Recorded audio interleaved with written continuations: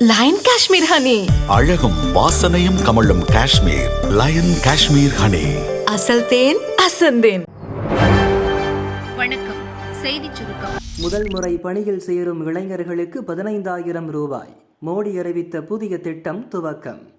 இளைஞர்களுக்கான வேலை வாய்ப்பை அதிகரிக்கவும் முதல் முறை பணியில் சேருவோரை ஊக்குவிக்கவும் அவர்களுக்கு 15,000 ரூபாய் நிதியுதவி வழங்கும் திட்டத்தை சுதந்திர தின நாளில் பிரதமர் மோடி அறிவித்தார்.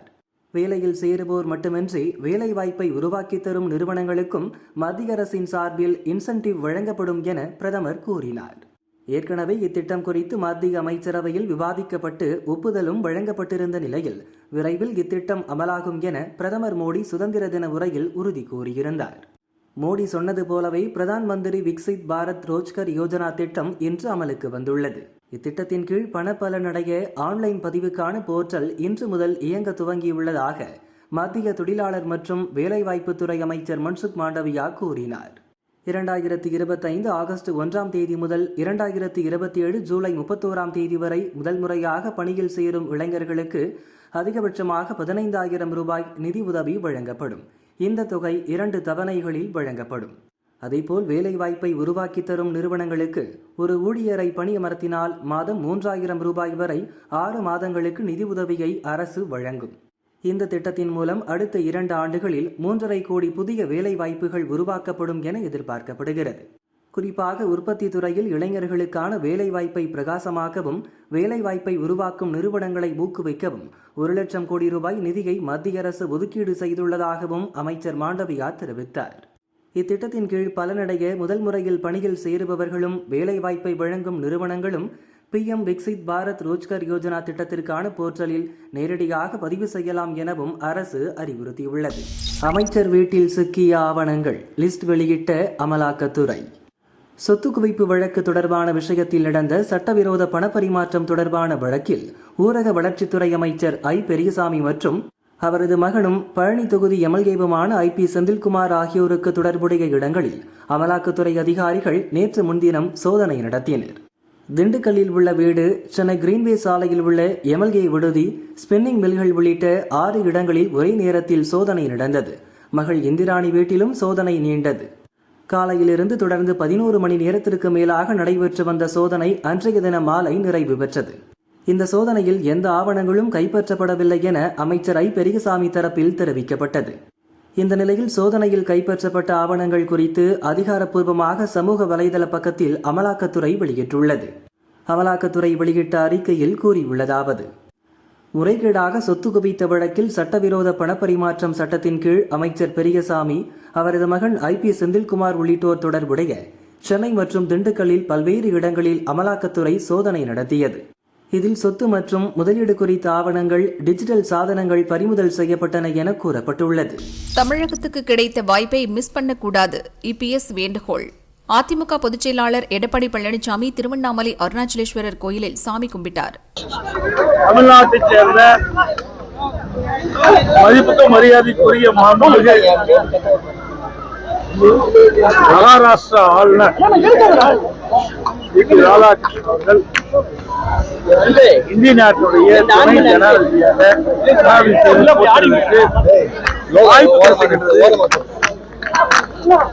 அதனால் தமிழ்நாட்டைச் சேர்ந்த அனைத்து நாடாளுமன்ற உறுப்பினர்களும் கட்சி பேதமின்றி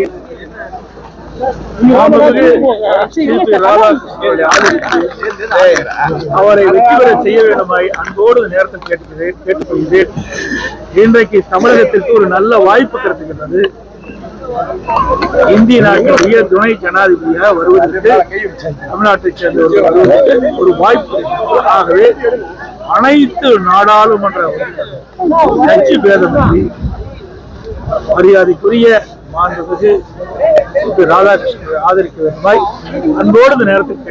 தென் மாநிலத்தவர் திறமைசாலிகள் CPRக்கு பெருகும் ஆதரவு, எதிர்க்கட்சிகளும் பாராட்டுகின்றன. தேசிய ஜனநாயக கூட்டணியின் சார்பில் துணை ஜனாதிபதி வேட்பாளராக அறிவிக்கப்பட்டுள்ள மகாராஷ்டிர கவர்னர் CP ராதாகிருஷ்ணனை டெல்லியில் மத்திய அமைச்சர்கள் உற்சாகமாக வரவேற்றனர். டெல்லி ஏர்போர்ட்டில் மத்திய அமைச்சர்கள் கிரண் ரிஜிஜு, பிரகலாத் ஜோஷி, பூபேந்திர யாதவ், ராம்மோகன் நாயுடு, டெல்லி முதல்வர் ரேகா குப்தா உள்ளிட்டோர் ராதாகிருஷ்ணனுக்கு பூங்கொத்து கொடுத்து வரவேற்றனர். பிறகு ராதாகிருஷ்ணன் பிரதமர் மோடியை சந்தித்தார். என்டிஏ கூட்டணி சார்பில் துணை ஜனாதிபதி வேட்பாளராக தன்னை தேர்வு செய்ததற்காக ராதாகிருஷ்ணன் பிரதமர் மோடிக்கு நன்றி கூறினார். பொது வாழ்வில் நீண்ட நெடிய சேவையாற்றிய ராதாகிருஷ்ணன் பல்வேறு துறைகளில் பணியாற்றிய அனுபவம் வாய்ந்தவர். எதிர்வரும் நாட்களிலும் அவரின் தேச சேவை தொடரட்டும். பல்வேறு முக்கிய விஷயங்களை கையாள்வதில் அவரின் அனுபவம் கை கொடுக்கும் என நம்புவதாக பிரதமர் மோடி வாழ்த்து தெரிவித்துள்ளார். துணை ஜனாதிபதி வேட்பாளர் ராதாகிருஷ்ணனுக்கு பாஜ மற்றும் என்டிஏ கூட்டணி தலைவர்கள் வாழ்த்து தெரிவித்துள்ள நிலையில் எதிர்க்கட்சிகளைச் சேர்ந்த முக்கிய தலைவர்களும் அவரை பற்றி நல்லவிதமாக கருத்து தெரிவித்திருப்பது அவருக்கு ஆதரவு பெருகி வருவதை காட்டுவதாக உள்ளது. இதுகுறித்து சமாஜ்வாதி தலைவர் அகிலேஷ் யாதவ் கூறியதாவது: துணை ஜனாதிபதி என ஒருவர் இருந்தார். ஆனால் அவர் தற்போது எங்கே? அந்த பதவி காலியாக உள்ளது. எனினும் தற்போது தேர்தல் அறிவிக்கப்பட்டதில் மகிழ்ச்சியே. ராஜ்நாத் சிங் ஊபியை சேர்ந்தவர், ராணுவ அமைச்சர், மரியாதைக்குரியவர். துணை ஜனாதிபதி தேர்தல் பற்றி அவர் எங்களுடன் பேசினால் நிச்சயம் பேசுவோம். எங்களுக்கு தேவைப்பட்டாலும் அவருடன் பேசுவோம். நாங்கள் என்ன முடிவு எடுப்போம் என்பது வேறு விஷயம். இந்தி கூட்டணி வேட்பாளர் யார் என்பது பற்றி கூட்டணி கூட்டத்தில் முடிவு செய்வோம் என அகிலேஷ் கூறினார். அதே கட்சியைச் சேர்ந்த ராம்கோபால் வர்மா சிபி ராதாகிருஷ்ணனுக்கு ஆதரவான கருத்தை வெளிப்படுத்தினார். பொதுவாக ஜனாதிபதி, துணை ஜனாதிபதி, சபாநாயகர் போன்ற பதவிகளுக்கான நபர்கள் தேர்வின் போது ஒருமித்த கருத்து இருப்பது அவசியம். அவர்கள் நடுநிலைவாதிகளாக இருப்பதும் அவசியம். அந்த வகையில் தென் மாநிலங்களை சேர்ந்தவர்கள் திறமை மிக்கவர்களாக இருப்பதுடன் நல்லவர்களாகவும் இருப்பார்கள் என்பது எங்கள் நம்பிக்கை என அவர் கூறினார். சிவசேனா, உத்தவ் கட்சியைச் சேர்ந்த எம்பிக்கள் சஞ்சய் ராவத் மற்றும் பிரியங்கா சதுர்வேதியும் சிபி ராதாகிருஷ்ணன் நடுநிலை தன்மை வாய்ந்தவர் என கருத்து தெரிவித்துள்ளனர்.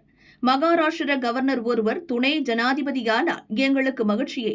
எனினும் தேர்தல் நடக்கும். எதிர்க்கட்சி வேட்பாளர் பற்றி இந்தி கூட்டணி முடிவு செய்யும் என சஞ்சய் ராவ் கூறினார். இருமுறை எம்பி, பல மாநில கவர்னர் என நீண்ட நெடிய அனுபவம் மிக்கவர் ராதாகிருஷ்ணன். வரும் காலங்களில் துணை ஜனாதிபதி பதவியில் அமர்வோர் நடுநிலை தவறாமல் நடந்து கொள்வர் என நம்புவதாக பிரியங்கா சதுர்வேதி கருத்து தெரிவித்துள்ளார். கேட்டதற்கு பதில் சொல்லாமல் பதில் கேள்விகளை கேட்பதா?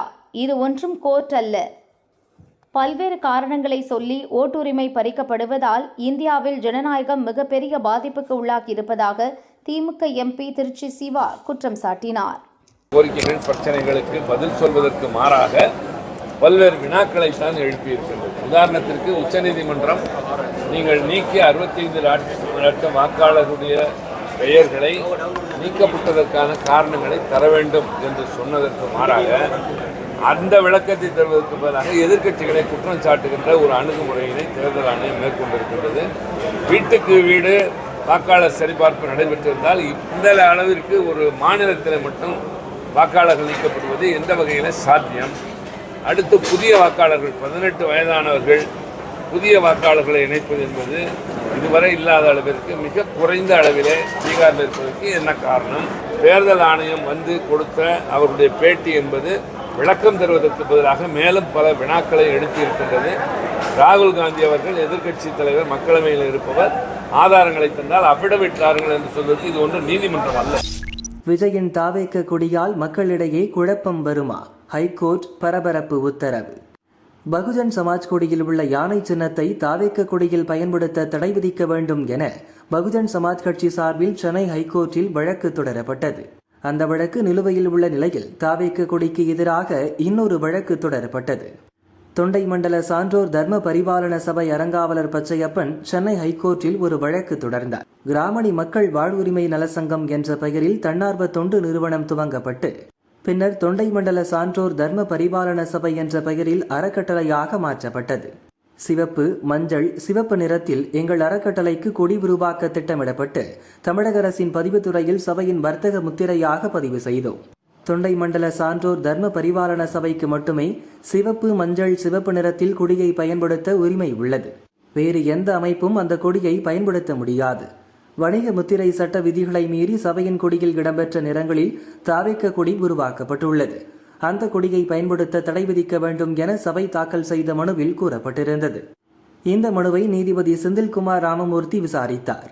இன்று இந்த வழக்கு விசாரணைக்கு வந்தது.